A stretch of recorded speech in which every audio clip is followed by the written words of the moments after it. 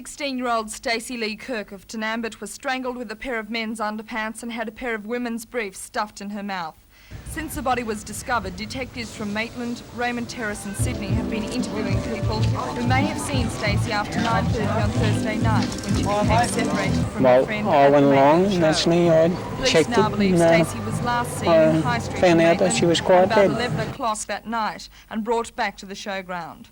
Forensic tests indicate that Stacey was sexually assaulted. Police, who are continuing some of their investigations of the Newcastle show, say they may have found the person who owns the tarpaulin that covered Stacey's body. Meanwhile, a display on another murder victim has been set up in the police booth at the Newcastle show. 14-year-old Lisa Parsons of Cardiff was last seen walking towards Main Road, Cardiff at about 12:45 on Friday morning the 10th of February.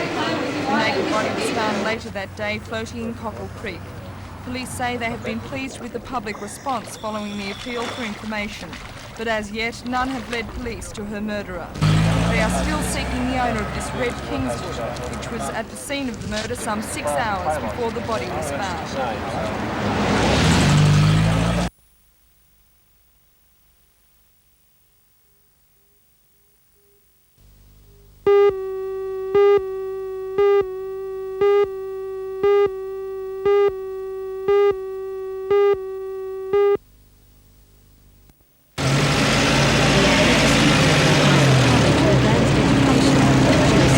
It's all happening here, right?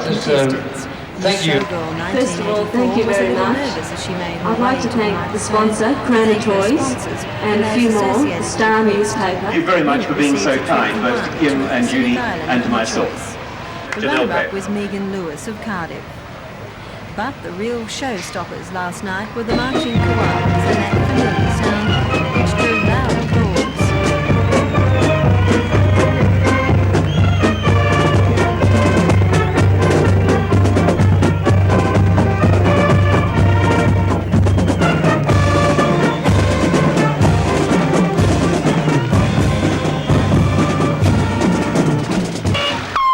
Koala's performance, the Fire Brigade, celebrating 100 years of service to the community, joined in. A parade of equipment, old and new, was led by one very shy member of the group. It's easy to see that the Fire Brigade progressed to in the main ring, Hunter Region firemen put on a demonstration of various skills.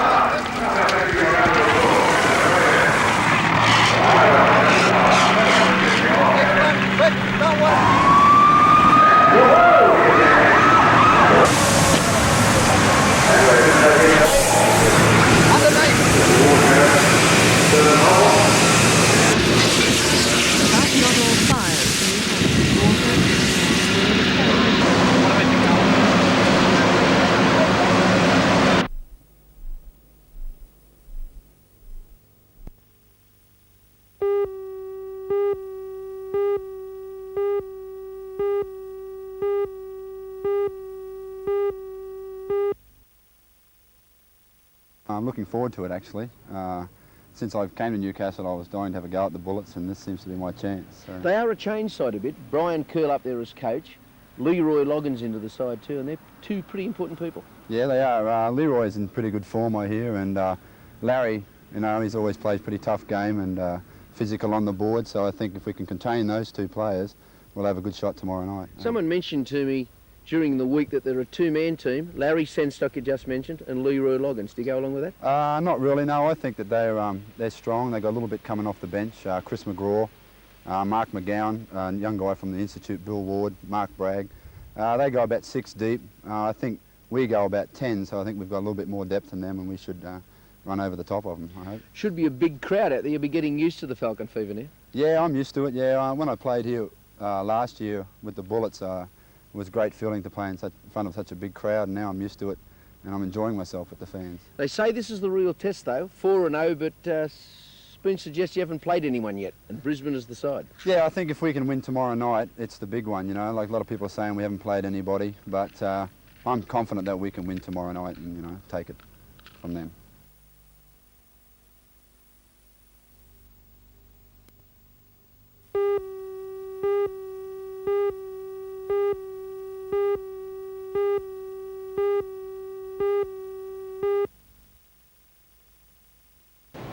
Carroll's claim followed journalist Tom Barras being told that Sydney police were trying to launch a protection racket that would ensure hoteliers who paid out illegal cash prizes would not be prosecuted.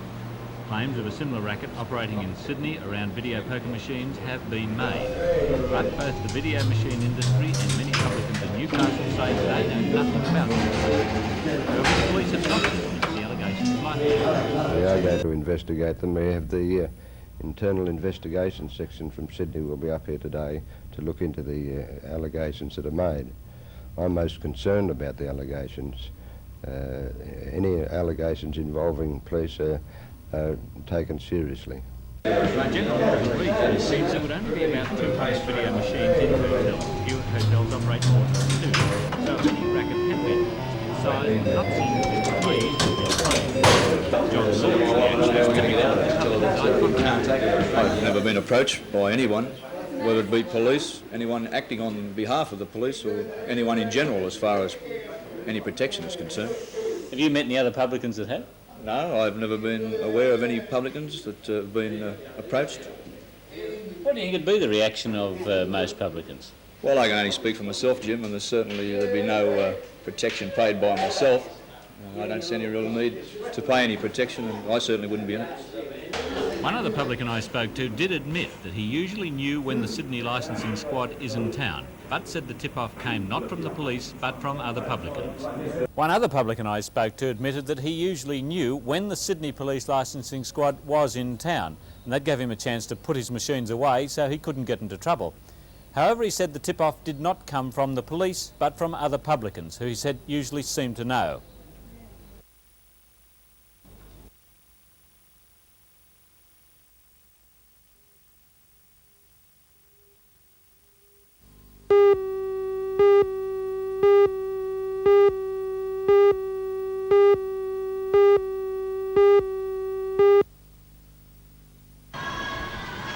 This is the third year the Special Olympics Swimming Carnival has been held, and the competitors train for weeks before the big event. 7 workshops in the area are involved, as well as a number of hostels for the intellectually handicapped. The only criteria is that swimmers are over 8 years old and that they can swim. But the carnival is more than a swimming meet. Organisers say it's a real confidence builder for the competitors, and their success in the pool usually carries over to their lives in general. As well as the more serious aspects, the competitors have a wonderful time.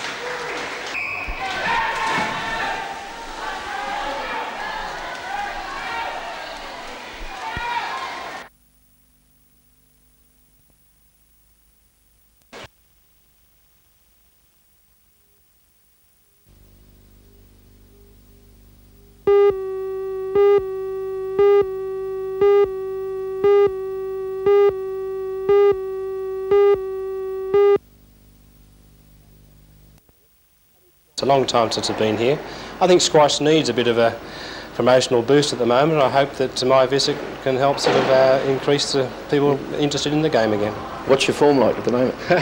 Well, I'll find out pretty soon against Bob, but no, it's not too bad. I don't play very much these days. I had to retire from competitive sport because of a hip injury, but I can still run around reasonably well and still have a good game. Well, I believe you're playing Bob Pratt here tonight, of course, and young John Martin, an up-and-comer in Newcastle. We're pretty proud of him too. Yes, well, I've heard a lot about John. My brother, in fact, is interested in the juniors. He's taken the Australian junior side overseas for the World Championships, and he's told me about the form of some of the players at Queensland, and John Martin in particular, so I'm looking forward to having a game against him as well. Yeah.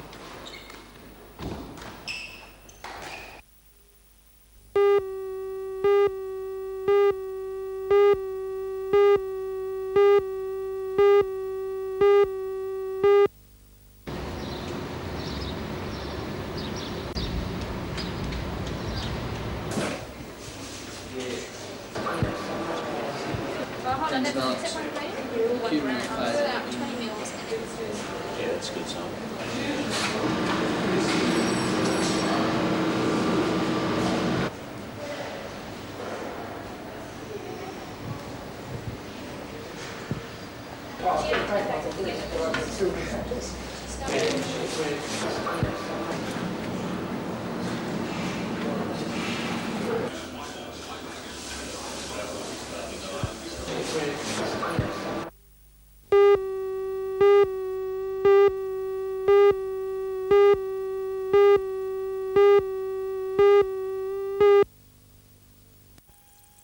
When the board meets on the 1st of April, it will make its recommendation to the Minister for Water Resources, Mr Whelan, on the future of the Burwood Beach sewage plant.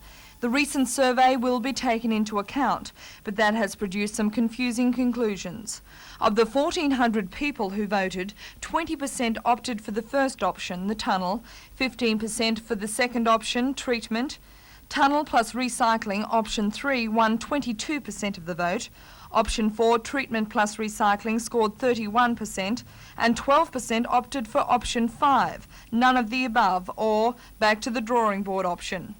It seems people were taken in by the catch cry recycling, which doesn't alter the type of treatment that's offered. Only 3% of those surveys said they didn't want any kind of outfall into the ocean. It's because of these very close results that the board has decided to open the Burwood Beach plant to the public. As spokesman for the board, Mr Terry Strike explains. From our initial survey, we've had a very strong response from the public showing their interest in the Burwood Beach option, which is very important to the environment of the future generations of Newcastle. However, we haven't had a final decision on whether the public wish a tunnel option or the treatment option. They are at the present equally divided on these two options, and we feel that having the opportunity to look firsthand at the environment, then the people will be able to see for themselves what the implications of the decisions will be.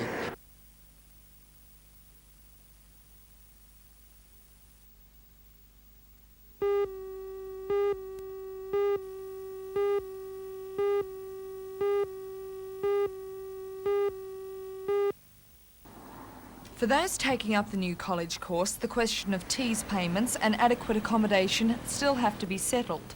It's proposed some 340 students will embark on the new Diploma of Applied Sciences nursing course at the Newcastle College of Advanced Education next year. It's also anticipated that a conversion course for registered nurses will be introduced at the same time. This was one of the points brought up at the seminar for registered nurses today.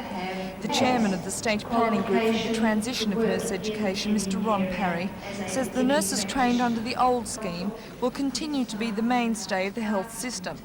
He says the new education system is revolutionary and is the greatest reform for many years. The biggest advantage is that it will put nurses on the same footing as professionals in every other sphere. They will have access to an accredited diploma award of a higher education institution, which will be offered on the basis of a much longer course of training and a much more scientifically based course of training than they've had access to in the present hospital-based system.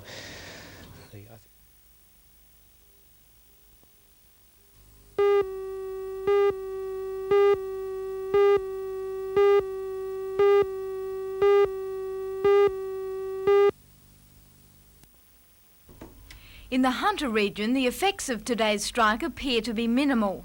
The medical superintendent at the Royal Newcastle Hospital, Dr John Toohey, claims the strike had no effect at all. He said no surgery was deferred at Newcastle or at the Belmont and Rankin Park annexes. Other major public hospitals in the region reported the cancellation of all elective surgery. But most were warned of the strike in advance and none expressed any concern at the cancellations. According to hospital administrators, the only people to feel the effects of the strike will be patients who may face waits of up to a fortnight for their operations to be rescheduled.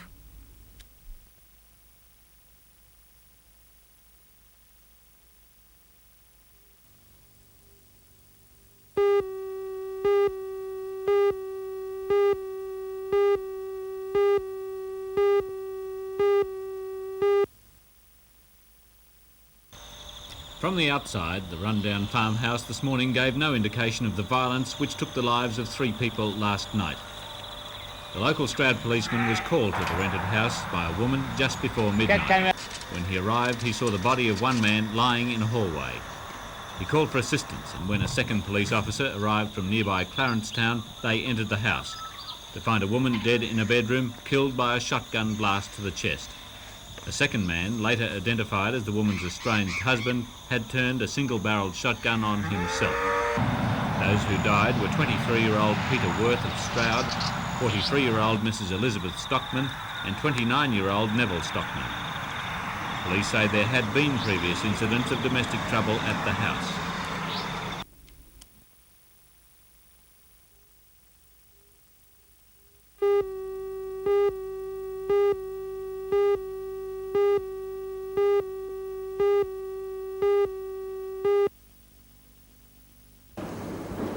barbecuing. Conducting today's seminar were 3 times Mr Australia Billy Knight and Eleni Salakis, who was placed 3rd in last year's Australian Women's Bodybuilding Championships. Just think of the results. About 30 bodybuilding enthusiasts attended, all anxious to benefit from the advice of experts. Let's have one question. Many will be given the chance to show off their bodies. There's got to be something wrong with you not taking enough vitamins, or your diet's wrong, or you training too hard. In the weeks Like leading I would up do an to average the of competition, bodybuilders not only have to train 9 or 10 aerobic classes a week. at the same time, And I they said must to follow gain a weight, how many strict calories diet. you take in to lose weight. Dieting would be the hardest part of contest training, especially on a high protein diet with not very much carbohydrate or fat at all. Why is that sort of diet necessary? Because it's necessary to bring out the definition of the muscle for not taking in as much calories or as much fat intake to try and get the body to use the fat that's in the body that's in between the skin and the muscle.